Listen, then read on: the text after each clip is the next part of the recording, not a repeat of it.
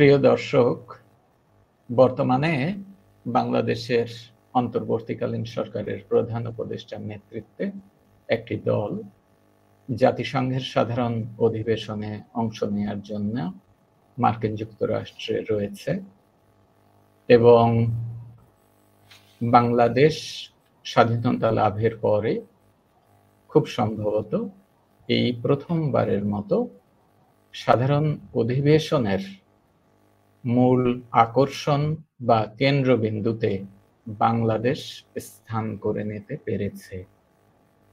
কারণ সংক্ষিপ্ত এই সফরে এত উল্লেখযোগ্য সব ঘটনা ঘটছে যাতে মনে হচ্ছে যে গোটা বিশ্বের মনোযোগ বুঝি বাংলাদেশের দিকে।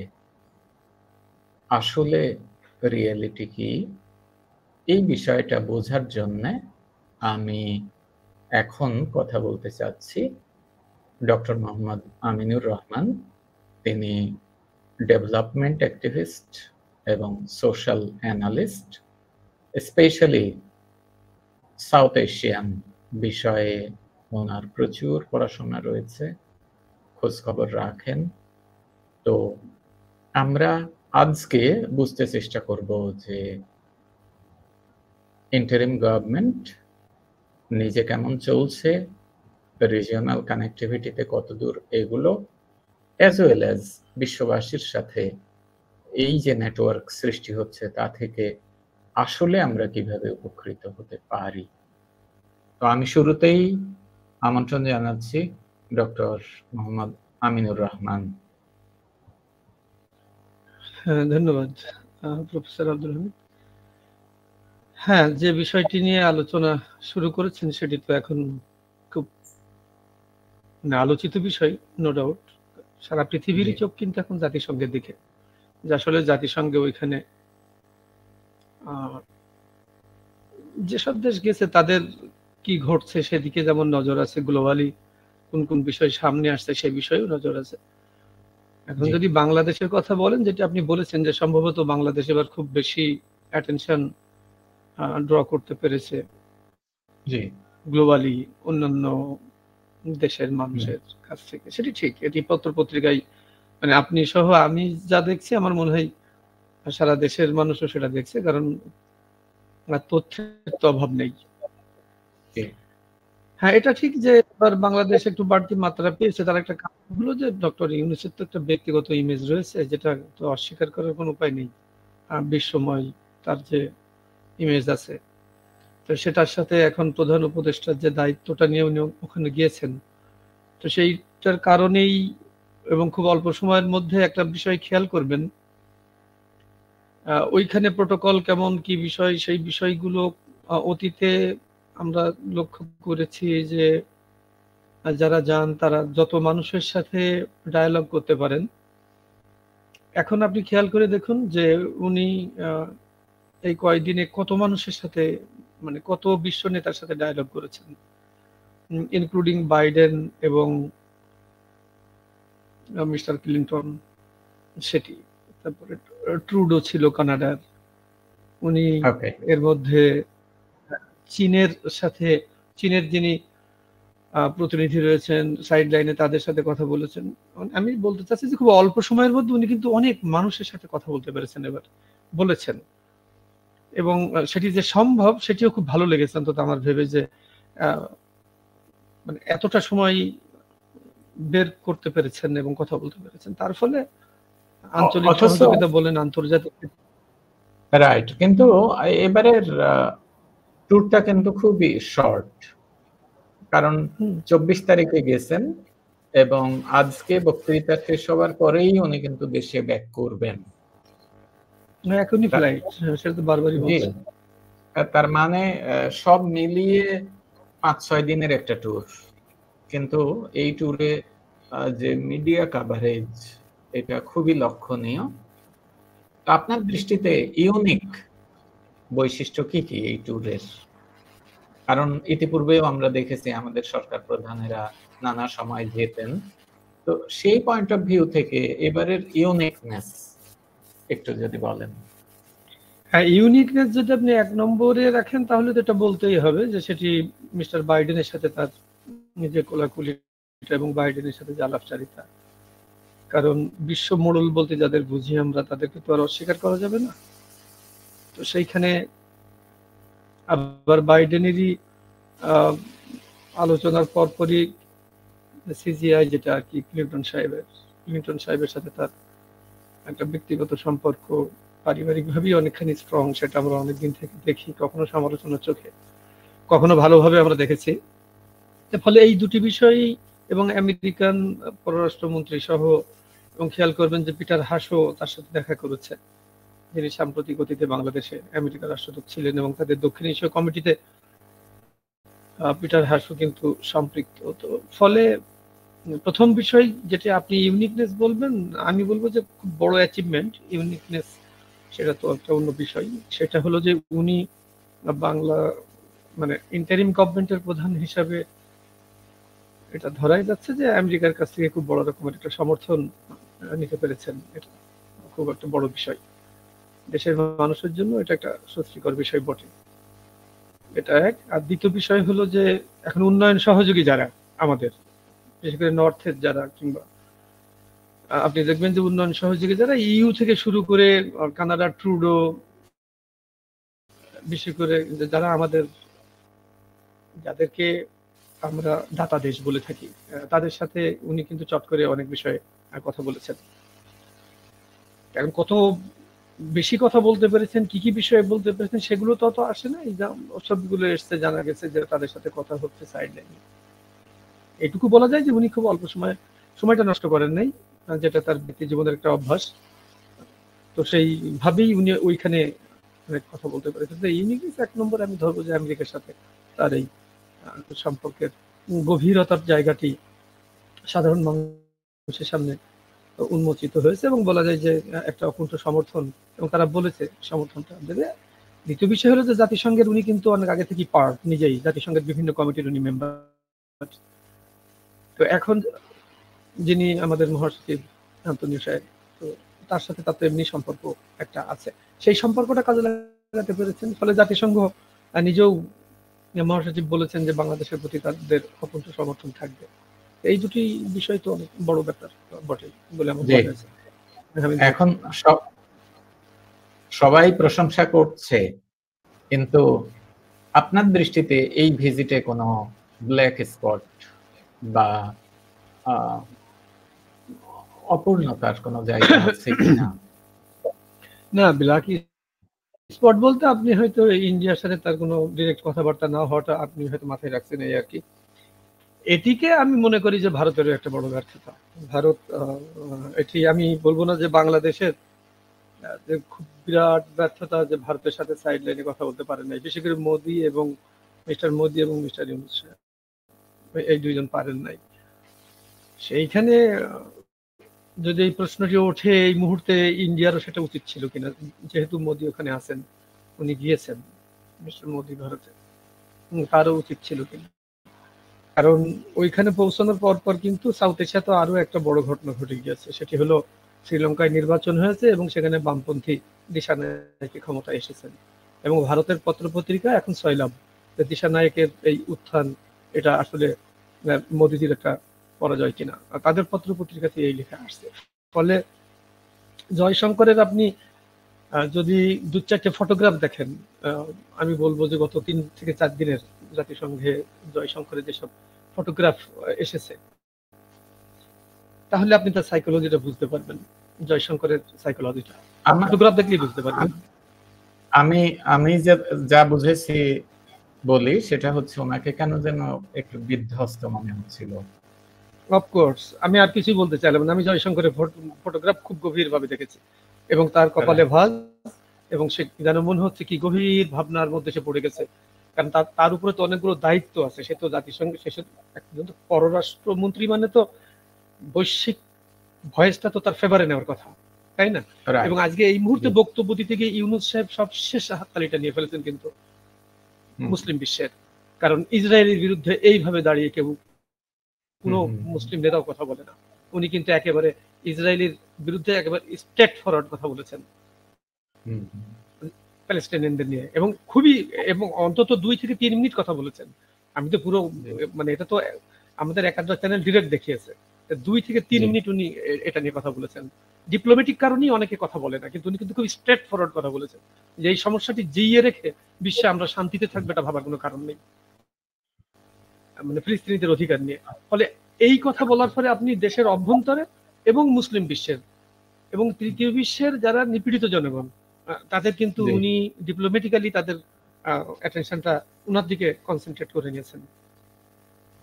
তা ঠিক আছে, কিন্তু আপনি খেয়াল করেছেন যে ডক্টর ইউনূস সাইডলাইন বৈঠকে একটা বিষয়কে খুব এমফাসাইজ করেছেন, সেটা হলো সার্ককে রিভাইভ করা, এবং এই বিষয়টাকে উনি সামনে এনেছেন।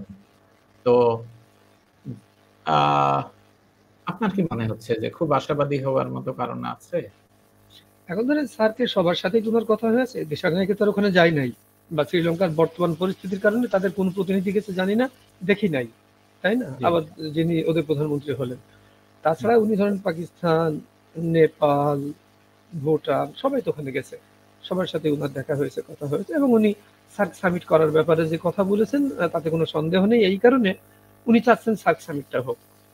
আমার মনে হয় না সার্ক সামিট হওয়ার ক্ষেত্রে ইন্ডিয়ার কোনো যেটাকে বলে দ্বিমত থাকবে। সেটা আমরা আগের দিন কিন্তু আপনি কথার কথায় বলছিলাম সার্ক সামিট পাকিস্তানের বাইরেও করা যেতে পারে, ইন্ডিয়া যদি আপত্তি থাকে, সবার যদি আকাঙ্ক্ষা থাকে যে আমরা একসাথে বসি ডিপ্লোমেসিতে, কেন আমরা ব্যক্তি জীবনেও জানি আপনি যত মুখোমুখি বসবেন সমস্যা যেমন হোক সে সমস্যার একটা সুরাহা তৈরি হবে।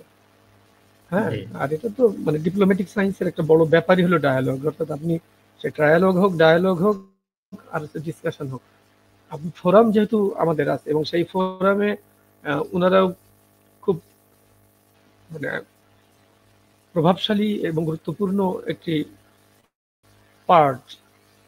কারণ আপনি যদি দেখেন যে সার্কের অনেকগুলো সেন্টার বলেন, অনেকগুলো উদ্যোগ বলেন, এগুলো কিন্তু ইন্ডিয়াতে আছে। হ্যাঁ, তো ফলে আপনি এটা ধরেই নিতে পারেন যে সার্ক একটা মানে নতুন ভাবে ইনিশিয়েটিভটা, যেটাকে আমরা বলতে পারি যে একটু রিইনিশিয়েটেড হবে, অথবা আবার ভালোভাবে পথ চলার ক্ষেত্রে হয়তো এই 8টি দেশ একসাথে কাজ করবে। আচ্ছা, এখন অন্যদিকে অন্যদিকে একটু মনোযোগ দিই, সেটা হলো যে আপনি জানেন যে আমরা আয়তনে ছোট হলেও আমাদের যে স্ট্র্যাটেজিক লোকেশন এটা খুবই সিগনিফিক্যান্ট। তো সেক্ষেত্রে দুইটা ভিন্ন ওপিনিয়ন আসছে। একটা হলো যে আমরা কি দিল্লি থেকে ওয়াশিংটনের দ্বারস্থ হলাম,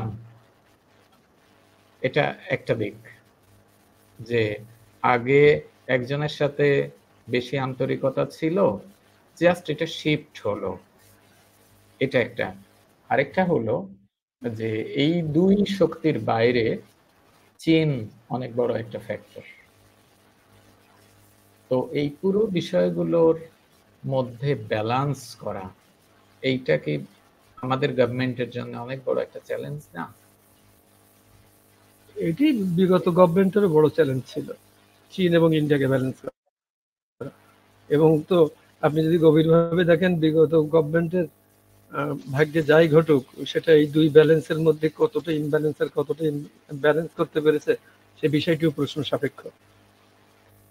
তো অতএব বাংলাদেশ কেন, আপনি একটু খেয়াল করেন গ্লোবালি কোন দেশ আছে যে দেশ অন্যের সাথে তার সম্পর্কের ক্ষেত্রে, যে কোনো একটি দেশের সাথে সম্পর্কের ক্ষেত্রে একটু অতিমাত্রায় জড়িয়ে নেই। এখন ইন্টারিম গভর্নমেন্টের জন্য যেটা সুবিধা বা যেটা অসুবিধা, সে তো দীর্ঘমেয়াদীর জন্য এখানে এই সরকার আসে নাই, ইন্টারিম গভর্নমেন্ট।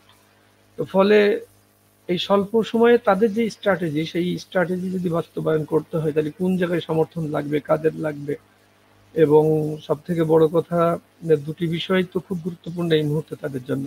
একটা হলো যে আপনার ফাইন্যান্সিয়াল ম্যানেজমেন্ট, সেটা বেশ গুছিয়ে নিয়েছে, বা গুছিয়ে না নিতে পারলেও উদ্যোগটা নিয়েছে বাংলাদেশ ব্যাংকের গভর্নর এবং অর্থ উপদেষ্টা সবাই মিলে যে কথাগুলো বলছে, এবং বাইরে থেকে আমাদের রেমিটেন্স আসার ফ্লো বেড়েছে।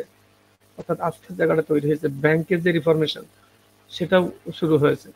এখন এই যে উনি আজকেও জাতিসংঘে বললেন যে উন্নত দেশে যে টাকা পাচার করা হয় সেই টাকা পাচার ফেরত আনার ব্যাপারে উনি এই বক্তব্যটি কিন্তু আর্জি জানিয়েছেন।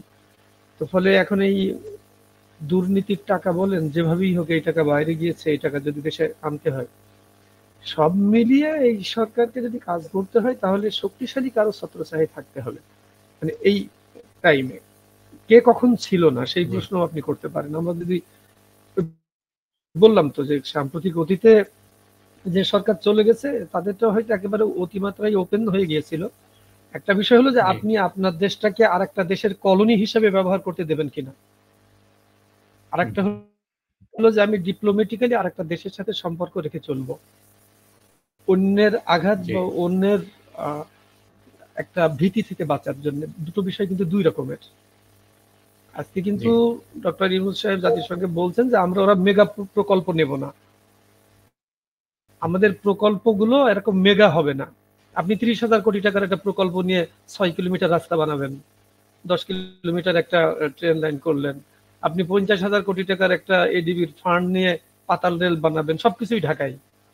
অথচ 50,000 কোটি টাকায় বাংলাদেশে হয়তো 300টা হাসপাতাল হতে পারত। সেই উদ্যোগ নেওয়ার সাহস কিন্তু নাই।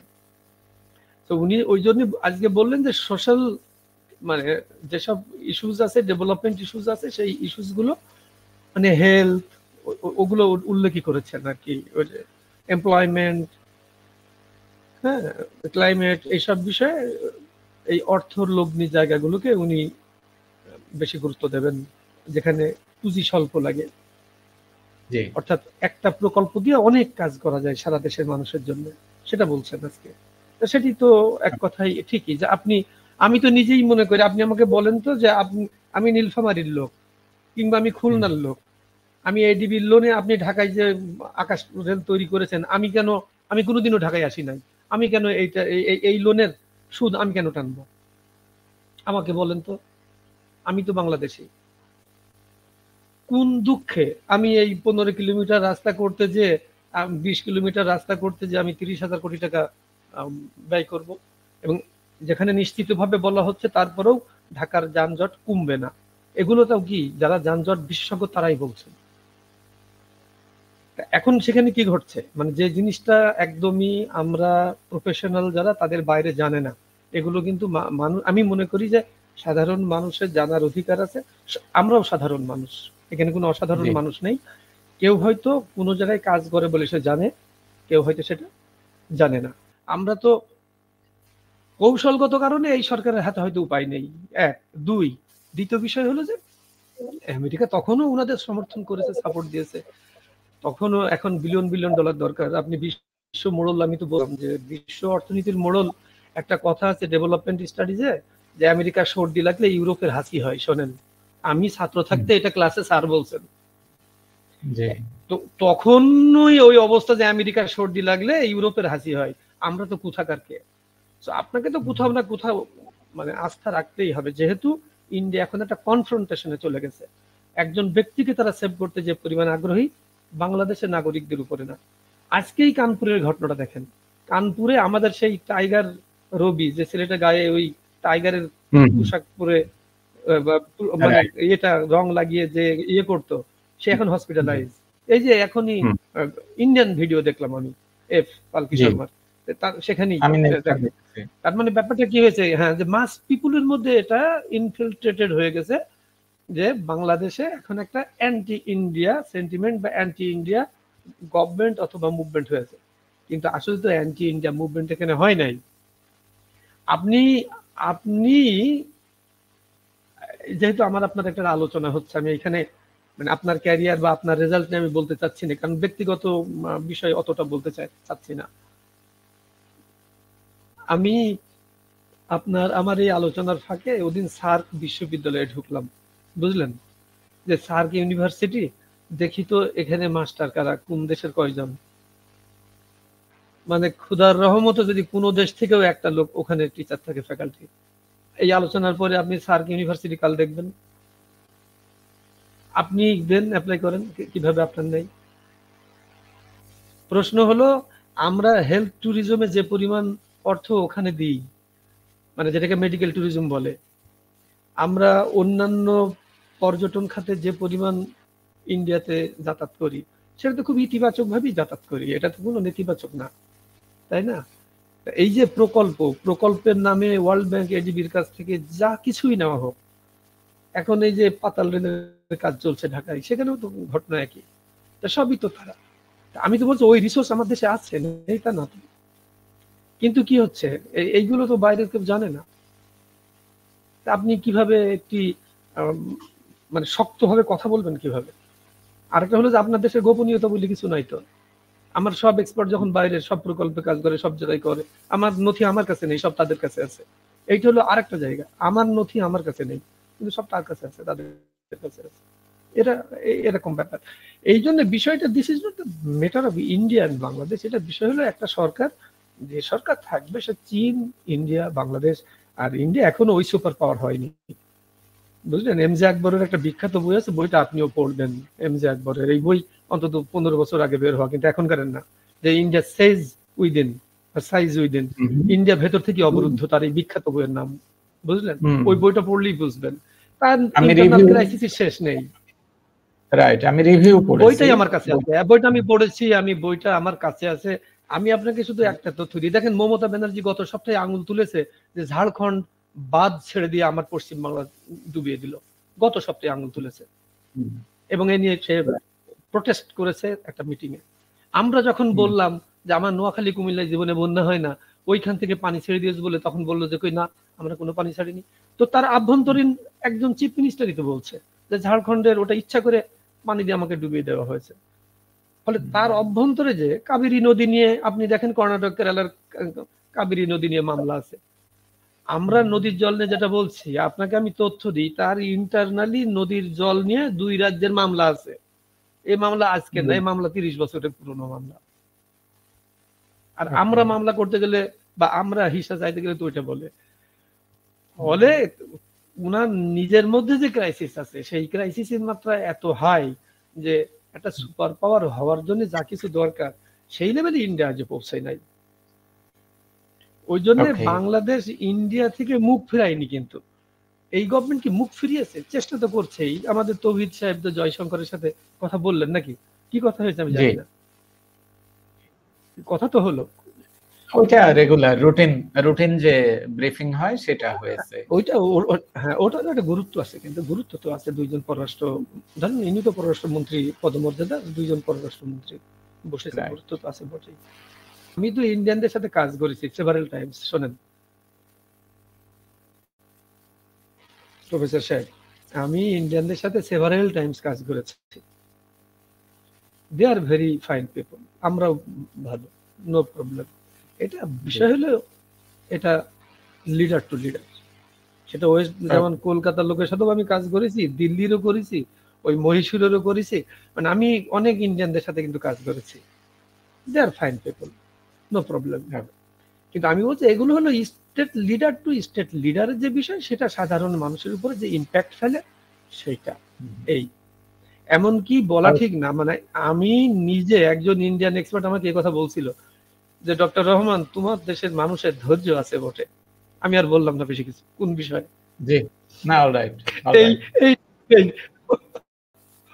আমরা একটু অন্যদিকে না, হামিদুল ভাই, এই কথাগুলো কিন্তু জানতে হবে সাধারণ, মানে আমাদের এই আলোচনায় এইসব ছোট ছোট বিষয় খুব গুরুত্বপূর্ণ। কিন্তু মানে আপনাকে রিমান্ডে নিয়ে যে কি করে সেটা আপনি কোনোদিনও টকশোই বলবেন না, অথচ আপনি যখন রিমান্ডে থাকবেন বাইরে এসে বলবেন মানব অধিকার লঙ্ঘন করা হয়েছে।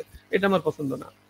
যত লোককে রিমান্ডে নিয়েছিল তারা তো টকশোই প্রায় আসে, বলে না কেন কি করা হয়েছে, তাহলে জানবে কি করে? আমি তো রিমান্ডের ঘোরতর প্রতিবাদ করি। আমি তো মনে করি যে ইয়াংদের আমাদের আওয়াজ তোলা উচিত। এখনো যাদের ধরছে তাদের রিমান্ডে নেওয়া উচিত না কারোরই। মানে রিমান্ড মানবাধিকারের সর্বাঙ্গীন ভাবে লঙ্ঘন। দেখেন, একটা সভ্য জাতি হিসাবে, সভ্য পৃথিবীতে আমরা আছি, সভ্য জাতি। আজকের এই পৃথিবী যে জায়গায় আছে, এই জায়গাতে আপনি যদি, আপনার একটা সংবিধান আছে লিখিত, ব্রিটিশদের মতো সংবিধান তো আমাদের না, লিখিত নাকি? আপনি বলছেন আপনার নাগরিকাধিকার আছে, সাংবিধানিক অধিকার আছে, এরপরে রিমান্ড থাকবে কেন? কেউ দোষ করতে পারে, ক্যাপিটাল পানিশমেন্ট কেন থাকবে? কেউ দোষ করতে পারে। একজন মানুষ আবেগে আপনাকে খুন করে, তার জন্য আপনি বছরের পর বছর সওয়াল জবাব করে ঠান্ডা মাথায় তাকে ফাঁসি কাগজের কলমে লিখবেন? তাহলে এরপরে আমাদেরকে সভ্য বলার কোনো সুযোগ আছে? আমরা কেন নিজেদের সভ্য বলে দাবি করি? রিমান্ড বন্ধ করার জন্য আমাদের কথা বলা উচিত। আমি তো বললাম এই মুহূর্তেও যাদের ধরেছে নো রিমান্ড, মানে আমাদের আলোচনা তো আসার যে রিকোয়েস্ট নো রিমান্ড একজন মানুষের উপরে, এই অত্যাচার এই নিপীড়ন এটা হবে না, অফকোর্স নট। জি জি ওকে ওকে, আমরা একটু অন্য বিষয়ে দৃষ্টি দিই। সেটা হলো, যদিও আমাদের প্রধান উপদেষ্টা বিশ্বজয় করছেন, কিন্তু অনেকেরই ধারণা যে দেশের ভেতরে দিন যত যাচ্ছে ইন্টারিম গভর্নমেন্টের জনপ্রিয়তা কমছে এবং দ্রুতই কমছে। যে মানুষটা একসময় ভেবেছিল যে এই সরকার 10 বছর থাক, তিনি হয়তো ভাবছেন যে না, অতদিন ঠিক হবে না, বরং 2-3 বছর থাকুক। আর যিনি 3 বছর ভাবছিলেন, উনি ভাবছেন যে না, 6 মাসে একটা নির্বাচন দিয়ে চলে যাক। তো আপনার কি মনে হয় রিয়েলিটিটা আসলে কি? ওই যে নদীর এপার কহে ছাড়িয়া নিঃশ্বাস, ওপারেতে যত সুখ আমার বিশ্বাস, এটা আর কিছু মানে বলার নেই আর কি। এখন বিষয়টা হলো যে আপনি আমাদের মধ্যেও এক ধরনের হয়তো অস্থিরতা আছে। আমরা একটা অভিজ্ঞতার জায়গা কিন্তু আমরা অতিক্রম করেছি। যেমন আমরা 5 বছর পর পর সরকার পেতাম, তাই না? খেয়াল করুন, আমরা এই প্রথম একটা সরকার পেলাম যে সরকার অন্তত 12 বছর 15 বছর থাকলো। হতে পারে যে মানুষ একই সরকারের অধীনে থাকতে গেলে মনোটোমাস হয়ে যায়, সেটা একটা ব্যাপার, যে তার একটা একঘেয়েমিপনা আসে, সে একটা পরিবর্তন চাই। আমরা ওয়েস্ট বেঙ্গলে দেখেছিলাম 32 বছর বামরা শাসন করেছিল, ফলে তৃণমূল একই সময় ক্ষমতায় আসলো। বামেরা তাদের সমস্ত অর্জন সত্ত্বেও মানুষ চেয়েছে যে না, নতুন কেউ আসুক, এরকম একটা ব্যাপার। এই জন্যে জনপ্রিয়তা মাপকাঠি দিয়ে এই সরকারকে পরিমাপ করতে যাওয়াটা ঠিক হবে না, কারণ তাদের দ্রুততম সময়েই আসলে একটা মানে যেটাকে সকল্ড গণতান্ত্রিক পদ্ধতি বলে আর কি, ভোট দেওয়া আর কি। যদিও গণতন্ত্র মানে ভোট নয়, এটা সাধারণ মানুষকে কি বোঝাবো, আমার দেশের পলিটিশিয়ানরা জানে না ভোট গণতন্ত্রের একটা নিয়ামক। একটা দেশের অধিকাংশ মানুষ যদি মনে করে যে এনারা থাকুক, তাহলে সেটা হতেই পারে। তো এখন হ্যাঁ, তারা যাবে, কিন্তু যে সংস্কারগুলো মধ্যবর্তী পর্যায়ে রয়েছে সেগুলো কিছুটা, শোনেন, এই ধুলো বালি কিছুটা ঝেড়ে দিয়ে গেলে, এই রাস্তাঘাটের আবর্জনা কিছুটা পরিষ্কার করলে, ভবিষ্যতে যারা ক্ষমতায় আসবে অথবা পার্লামেন্টে আসবে, সেই বিরোধী দলও ক্ষমতার কিন্তু একটা অঙ্গ। আমরা তো ক্ষমতা বলি, আমরা সেবাই যদি বলি, ভবিষ্যতে যারা দেশকে সেবা করতে আসবে, ক্ষমতা কথাটা আমরা বাদই দেব ভবিষ্যতে। তো তারা এবং বিরোধী দল, তাদের জন্য অনেক কিছু স্মুথ হয়ে যাবে। যেমন দেখুন, আজকে ডক্টর ইউনূস কিন্তু একটা ঘটনা পার্লামেন্টে বললেন, সরি জাতিসংঘে বললেন, প্রথম দিকে বলেছেন, কিন্তু বলেছেন যে আমরা 7 দিন ক্ষমতা, আমরা যখন দায়িত্ব নিয়েছি তার 7 দিনের মধ্যে আন্তর্জাতিক গুম কনভেনশনে সাইন করেছে। এখন আমার বলেন তো, যে গত সরকার বহু কিছু সাইন করেছে, এই গুম কনভেনশনে কেন সাইন করেন? যদি প্রশ্ন ওঠে, তুমি তো বহু কিছু সাইন করলে, গুম কনভেনশনে কেন সাইন? কে নিজে গুম করবা বলে? যদি আজকে এই প্রশ্ন ওঠে। ওই জন্য অনেক বিষয় আছে, অনেক সামিট, অনেক কিছুতে তারা হাত দেবে, এবং ইউনূস সাহেবের দৃষ্টিভঙ্গি আর আমাদের রাজনীতিবিদদের দৃষ্টিভঙ্গি মিলবে না, আপনাকে এটা বুঝতে হবে। উনি কিন্তু আসলে মূলত ম্যাক্রোর চূড়ান্ত যে জায়গাটা, ম্যাক্রো, এটা তো আপনি যে বিষয়টা কাজই করি, অর্থাৎ গ্লোবাল বিষয় নিয়ে কাজ করেন, একটা দেশ নিয়েও না। ফলে উনি তার সেই 3-0 ওই বই নিয়ে কিন্তু আজকে আবার কথা বলেছেন, zero poverty, zero employment, zero carbon. উনি কিন্তু ওটা নিয়েও আজকে কথা বলেছেন। অর্থাৎ, এবং আমি দেখেছি, আমরা এই বইটা নিয়ে একদিন ডিটেইল আলাপ করতে পারি। না, আমি শুধু এই জন্য বললাম যে আমি দেখেছি উনি কথা বলতে বলতে প্রায় সব গ্লোবাল এরিয়ায় চলে যাচ্ছেন, নট কান্ট্রি পার্সপেক্টিভে। খেয়াল করেন, মানে উনার কাছে বাংলাদেশটা হলো কিন্তু মাইক্রো, আমাদের কাছে আমার দেশটা ম্যাক্রো, উনার কাছে ম্যাক্রো হলো ওয়ার্ল্ড, উনি ওয়ার্ল্ড পপুলেশন নিয়ে ভাবেন। এই জন্য উনি যেহেতু দীর্ঘদিন ওই চর্চার মধ্যে আছেন, জাতিসংঘ এটা ওটার ভেতরে, বলে ওই দৃষ্টিভঙ্গি থেকে আমাদের মানুষজনের মধ্যে একটা অস্থিরতা আছে। আর একটা বিষয় হলো, যেহেতু আপনি যেটা প্রশ্নটা তুললেন, যেহেতু বিরোধী দল নেই, মানুষ এই সমালোচনাগুলো করুক, সরকারের কিন্তু এই সমালোচনা শুনবার ধৈর্য আছে। তারা বলেছে যে আমরা সবকিছু ওপেন করে দিয়েছি, তোমরা সমালোচনা করো। আপনিও সমালোচনা করেন, আমরাও করি, অন্যরাও করুক। এই সমালোচনাটাই সরকারকে, মানে এই ইন্টারিম গভর্নমেন্টকে সঠিক পথে থাকতে সহায়তা করবে। তার সুনাম করাটা কিন্তু খুব জরুরি না, মানে ক্রিটিসিজমটা যেন আবার একটু পজিটিভ ক্রিটিসিজম হয়। মানে একটা বিরোধী দল এখন নেই, কেউই নেই, ধরেন রাজনৈতিক দল কথা বললে ভাবছে এরা ক্ষমতায় যাবে বলে তড়িঘড়ি করে বলছে। ওই জন্য আমি বলবো যাদেরকে আমরা বলে থাকি যে ওই যে নাগরিক সমাজ, আমি বুদ্ধিজীবী কথাটা বলবো না, সব মানুষের বুদ্ধি আছে, নাগরিক সমাজ বলে থাকি যে হ্যাঁ একটা প্রেসার গ্রুপ তারা টুকটাক কথা বলবে। হ্যাঁ, দুই ভাবেই বলবে। একটা হলো যেটা গাইডলাইনও দেবে, তাহলে বলা মানে শুধু সবকিছুই খারাপ। হ্যাঁ, গাইডলাইন দেবে। বিশ্ব ইতিহাসে যদি সাম্প্রতিক সময়ে এক্সাম্পল থাকে সেই এক্সাম্পল বলুক না। একজন তো আমি কোনো এক্সাম্পল দিতে দেখি না, একটা এক্সাম্পল দিক না, জমক জায়গায় এই চর্চা হয়েছে এটা করেন আপনারা, তা তো বলতে দেখি না। আমরা তো ওদিনকারের আলোচনায় কিছু না হলে ওটা বলছিলাম যে ওয়েস্ট বেঙ্গলে আপনি খেয়াল করবেন, আপনাকে আমি একটা, তখন আপনি তো একদম বয়হুডে, বুঝলেন, আমাদের সিএসটিতে যেটা ঘটছে, হ্যাঁ, আমি যখন গ্রোয়িং এজে তখন কিন্তু পশ্চিম বাংলায় এই যে আপনার দার্জিলিং এর এরা স্বাধীনতা বা এরা কিন্তু সাহিত্য শাসনের জন্য এইখানে সুভাষ ঘিসিং বলে দার্জিলিং এর এক নেতাকে আন্দোলন করেছিলেন, তখন জ্যোতিবাবু ক্ষমতায়, এবং সেটা খুব ক্রাইসিস তৈরি করেছিল সুভাষ ঘিসিং এর। এটা মানে আপনি তখন, মানে বললাম তো এমন বয়সে যে এটা, এই সুভাষ ঘিসিং আপনি শোনেন না, তাই না? এবং সেই ক্রাইসিসটা এতটাই হয়েছিল যে দার্জিলিং ভেঙে যাবে, শোনেন, ভেঙে যাবে। কিন্তু জ্যোতিবাবু ওই মিটিগেটটা করতে পেরেছিলেন। How Jyotibabu mitigate with the পাহাড়ি, উইথ দ্য হিলি লিডার্স। তারপরে কোনোদিন ওখানে কেউ মাথা তোলে নাই, কিন্তু উনি কিন্তু ইয়ে করেন নাই, উনি কিন্তু ডায়ালগের মধ্যে এটা সমাধানটা করছিলেন। তা আমাদের সিএসটি প্রবলেমের জন্য আমি একটা উদাহরণই কোনোভাবেই না। এবং আমাদের সিএসটির জন্য জ্যোতিবাবুর ওই নেগোসিয়েশন কিভাবে উনি যদি বসু করেছিলেন, আমাদের সিএসটি সেটা ভাবতে পারে। ভাবনার জায়গা আছে। আমি ওদিন আপনাকে বললাম না যে আমাদের বাড়ির কাছে ইন্ডিয়াতেই অনেক চমৎকার চমৎকার কিন্তু উদাহরণ আছে। এমনি বাংলাদেশ ইন্ডিয়া কি সেটা বাদ দেন, ইন্ডিয়ার অভ্যন্তরে খালিস্তান সমস্যা তারা সমাধান করে নাই।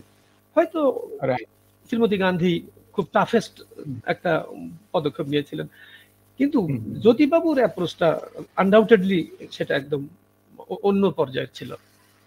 এই জন্য জায়গা আছে, জায়গা নেই তা না। অলরাইট, তো তাহলে ওভারঅল আমরা আশাবাদী হতেই পারি নাকি?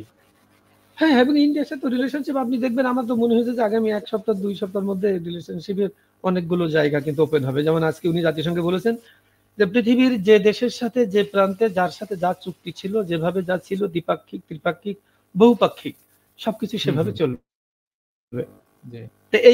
এই ঘোষণা জাতিসংঘে দাঁড়িয়ে দিয়েছেন। তো তখন এরপরে তো মানে ইন্ডিয়ার কোনো প্রকল্প বন্ধ হয়ে যাবে এটা ভাবার কোনো কারণ নেই, তো ভাবার কারণ নেই। এইটাই আর কি।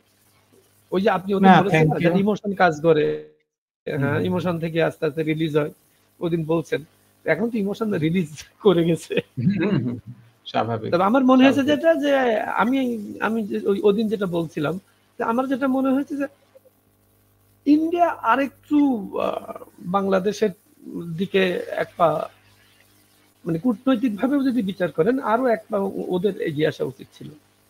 মানে হোয়াই দে ফেইল্ড, তার একটা কারণ হতে পারে যে ওদের যে পপুলেশন কম্পোজিশন, বুঝলেন, জম্মু কাশ্মীরের ভোট আছে এখন, সেই কম্পোজিশনের কারণে আমার মনে হয়েছে মোদিজি ইউনূস সাহেবের সাথে দেখাটা করলেন না। যে ওইখানে যদি উনি ইউনূস সাহেবের সাথে দেখা করেন, তাহলে জম্মু কাশ্মীরে যে পপুলেশনের ভোটটা উনি পাবেন 100% বলে ওখানে রাত দিন পড়ে আছেন, সেই ভোট ওনার অনেকখানি হাতছাড়া হয়ে যাবে। যতদিন না জম্মু কাশ্মীরের নির্বাচন শেষ হচ্ছে, বুঝলেন, মোদিজি কিন্তু দেখবেন এইভাবেই কথা বলবে। নির্বাচন হওয়ার পরে আমার মনে হয়েছে কথার সুর একটু পাল্টাবে, কারণ ওয়েস্ট বেঙ্গলে যেটা হতে যাচ্ছিল সেটা তো এক ধরনের দেখতে পেয়েছে ফলাফলটা কি।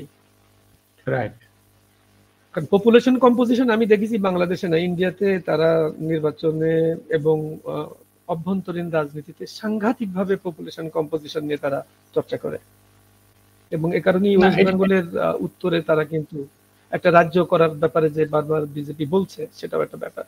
ফলে মোদিজির রাজনীতি অনেক কমপ্লেক্স। জি জি, স্বাভাবিক স্বাভাবিক। না, হ্যাঁ, সেটা হতেই পারে, কারণ ইকোনমিক্সটা তো বুঝতেই হবে। কারণ কংগ্রেসের, আপনি জানেন কিনা যে কংগ্রেসের কিন্তু ফাইন্যান্সিয়াল অ্যাডভাইজার অভিজিৎ ব্যানার্জি, একদম অফিসিয়ালি। কংগ্রেসের financial adviser Nobel laureate Abhijit Banerjee কিন্তু অফিসিয়ালি। জি জি জি, অফিসিয়ালি। এবং সেজন্য বিজেপি একটু ক্ষুব্ধ হয় অভিজিতের প্রতি। তো যাই হোক আর কি, সব মিলিয়ে কিন্তু একটু অবাক লেগেছে আমার যে কানপুরের এই ঘটনাটা, আমাদের এই টাইগার রবির সাথে এই আচরণটি। কারণ ওটা তো আমাদের বেঙ্গল না, তাই না? ওকে চেনে কয়েকজন?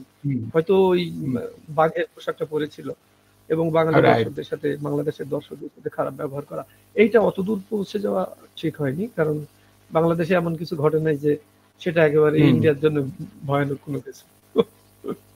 ভয়ানক কোনো কিছু। চীন, চীনকে সবসময় একটা জায়ান্ট বলাই হয়। চীন আগেও বলা হয়েছে ঘুমন্ত সিংহ, সে ঘুমিয়ে থাকে বাট সে জেগে ঘুমায়। ডেভেলপমেন্ট ইকোনমিক্সে আপনার চীন একটা ফ্যাক্টর অল টাইম, যেহেতু আমাদের খুব পার্শ্ববর্তী একটা। ঠিক আছে, আমরা তাহলে ইতিবাচক মনোভাব, আশাবাদ নিয়ে আজকের মতো শেষ করি। হ্যাঁ হ্যাঁ, অবশ্যই। Thank you very much.